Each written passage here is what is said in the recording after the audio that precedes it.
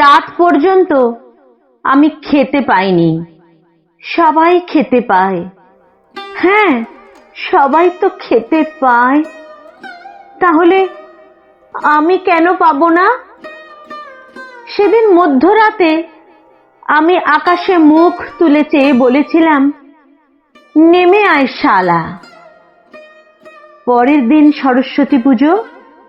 আমি জানতাম না পেটে এক আফ্রিকা খিদে থাকলে যা হয়। আমি আকাশ থেকে দুখানা চাঁদ ছিঁড়ে এনে খেয়ে ফেলেছিলাম।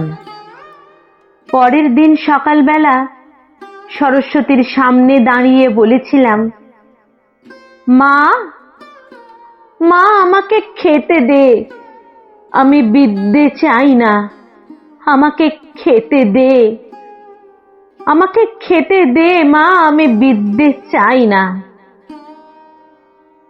আজ সকালবেলা 50 বছর বাদে সরস্বতীর সামনে দাঁড়িয়ে পিছন ফিরে তাকিয়ে দেখি 60 কোটি বালক এখনো বলছে, বীণা রঞ্জিত পুস্তক হস্তে,